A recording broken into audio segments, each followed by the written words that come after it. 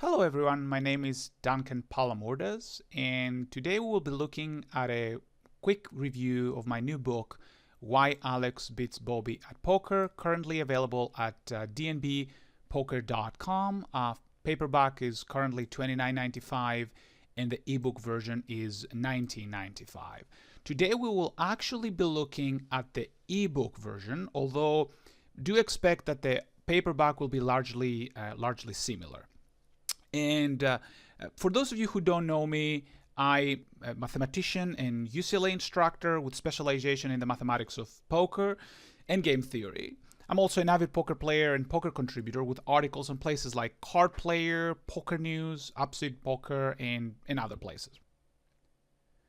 So what is this book about? The short answer, like the title indicates, is that this book is a user-friendly text as to why money flows from amateurs to professionals. By amateurs, I mean players like Bobbie, who happens to be a recreational player, who plays an okay game, but mostly he plays to have fun. Versus Alex, who is a professional poker player. She's very sophisticated, she plays for a living, and she's also a solid long-term winner. There's obviously nothing wrong with either approach. People do what they want to do, be happy with themselves, and that's perfectly okay. But really my question is, what is really that Alex is doing better than Bobbie? And at least to me, that question is not that obvious, especially since, for example, we take a look at, let's say, the legal system on many different countries, and we see that still poker is largely controversial, as evidenced by the fact that a lot of people around the world cannot easily play online these days. There's a lot of regulation, there's a lot of concerns. People still conflate a game of skill like poker with a game of chance, like, let's say, roulette or other games like that. And so with that in mind, the book basically focuses on some invariant fundamental principles that work regardless of play style and frankly regardless of the variant itself. We will be using No Limit and cash games in particular as a guide so that we have something specific to talk about, but many of these ideas are applicable to other variants and other forms of the game. And some topics that we will explore is, like instinctive but unprofitable tendencies from inexperienced players, how one can actually identify a mistake in poker and how to quantify it. That actually is a question which is harder than it sounds, because defining a mistake is very difficult when the results cannot be correlated to the actions. For example, someone can actually lose money and still make the correct play. So losing money in poker doesn't mean that someone made a mistake, and conversely, making money in poker doesn't mean that somebody played correctly. So this is something that I'm trying to explore there. Also, why poker does not revolve around bluffing, why bluffing is not as important as people may think, and why most people out there actually do not bluff. Also, the great impacts of variance in poker and how to account for it. That's another topic which is of huge interest to me. Generally, I think that people are not wired to deal. We are not wired to deal with probability. Probability and chance is something that we're not accustomed to. And for that reason, a lot of our instincts are wrong about a lot of things. So how we can actually account for it in some interesting workarounds. And then, of course, hopefully the goal of the book is to help people think about how they can develop their own winning strategies and be able to play like Alex without necessarily following her strategy to the T, but by following some general ideas, they can actually form their own concrete and specialized strategy that works for them, which is another big point of the book, that there's not a single one-size-fits-all strategy that works for everybody, but there's certain ideas that need to be taken into account for any strategy, any winning strategy to be formulated. So why don't we take a look at the table of contents and see what is going to be in the book. And as you can see here, there's going to be 13 chapters. Most of these chapters, all of these chapters actually, they do concentrate on a single idea. I also did include one chapter with the basics just in case you're a total beginner. The book is not necessarily for total beginners, but also total beginners can actually read the book and understand everything from cover to cover. And there are topics like, the amateur, the nerd, and the gambler. This is, for example, chapter 2. I'm talking about chapter 2. So this is a chapter about the difference between amateurs, also players which I lovely call the nerds. I don't mean that in a derogatory way, but people who actually employ scientific methods, but only scientific methods. And then the gambler, who's actually someone who understands both the perspective of the amateur and of the scientist. So they actually employ both, physical tells, math, and also intuition. So, and that's, for example, what the chapter 2 is all about. Then we have chapters like chapter 3, which is the poker trifecta, the three big important things in poker, namely initiative, position, and card advantage. If you are a seasoned poker player, you know exactly what that is. But even if you do not know what this is very much analyzed here and try to dissect why it's something that works. And it's one of the innate properties of poker that work regardless of who's employing them. This is kind of similar to, for example, someone who plays chess.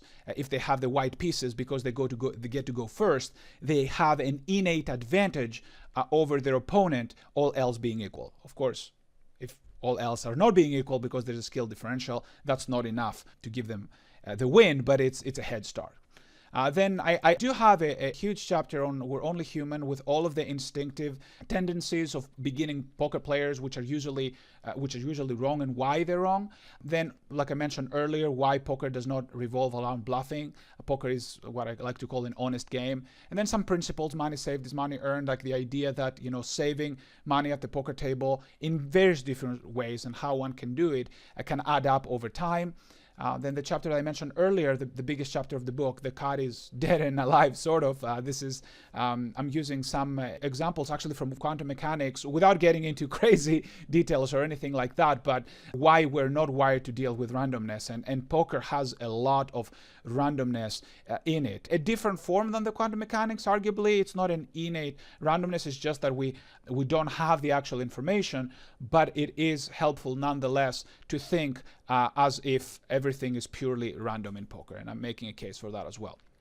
Now, because I know a lot of my students and a lot of readers are actually interested in Alex's exact strategy, I would have been amiss to not put that into the book. So that's exactly what chapter 8 is. Alex is basically full strategy. So exactly what she does before she sits at the table all the way to after she leaves the table, right? A lot of different things that she actually does.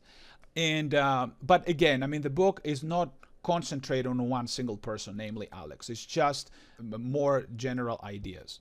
Then we have chapter 9, Life is Not an Efficient Process, which is the definition of mistake, what a mistake is.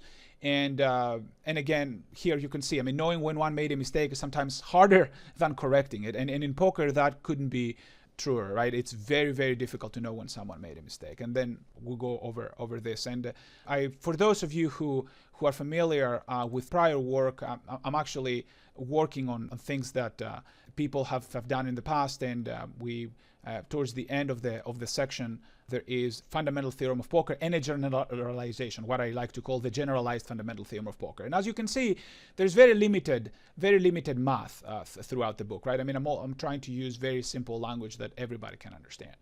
Next, we have the earth is not flat, even if it looks that way. So these are some common misconceptions, and actually some not so common misconceptions that people have about the game. Limping would be one example. Limping is actually not cheaper than raising the blinds, and I'm trying to make an elaborate case.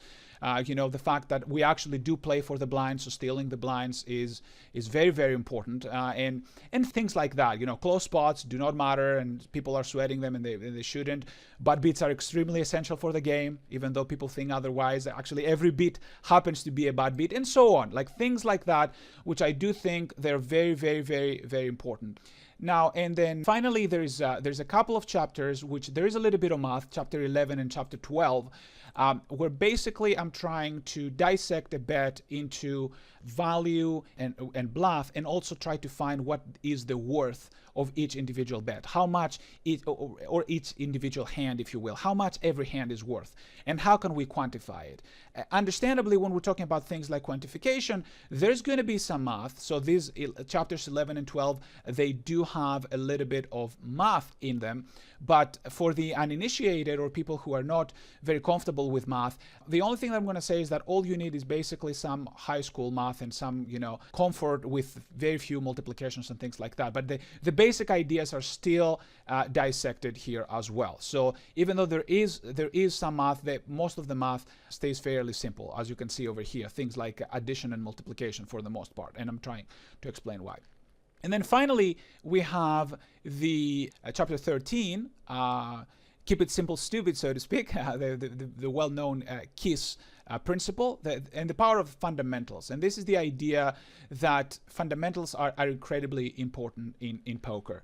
So no matter how sophisticated we get, especially these days with the computers and the solvers and all the cool stuff which have their place, it's important to remember that if we don't have our fundamentals proper, then it's going to be very, very, very difficult to move forward. And that's exactly the idea. That's exactly what this section is all about the idea of very, very fundamental ideas, like what I would like to call base, like a strategy which is elementary, it shows up in practice, it is rather easy to describe, and when used properly, it will lead to profitability. This is what I like, a strategy which is bedrock, ample, simple, and efficient, right? So things like that, very simple things like that, where everybody can follow and hopefully either employ it to their own game, or at the very least, if they want to just have fun, at the very least, they know why their strategy is not going to make them any money. Because again, different people have different goals. But those who do want to make money, they have the tools to do so. And those who want to play for fun, they also have the tools to do so, which is exactly what this dissection is all about.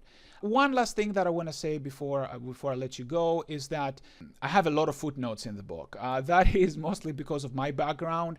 I try to be very careful when I mention several things. Some of you may find those things obvious. Feel free to skip the footnotes. There are something like 330 footnotes in the book with references, further explanations, dissection. There is a lot of nuance, which I try to leave it away from the main text. But for those of you who want to dig deeper, it's there. Like things like this. I mean, to give you an idea. I mean, you can see what certain things are, or randomly. I mean, we can go to any part of the book, and then you will see that there's a lot of footnotes. You don't have to read those if you're not interested. But for those of you who want to dig deeper, I wanted to put them out there. So I got out of my way to make sure that everything is referenced to the best of my abilities, of course.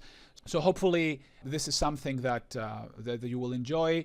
I will leave everything, all the information down to the description, both the website and my Twitter account. You can find me at askthemathdr.com. That's my website, and the Twitter is exactly the same, at askthemathdr.com. So I will leave all of that information in the description. And once again, the name of the book is Why Alex Beats Bobbie at Poker. And it is available right now by d&bpoker.com for $29.95 paperback and $19.95 ebook.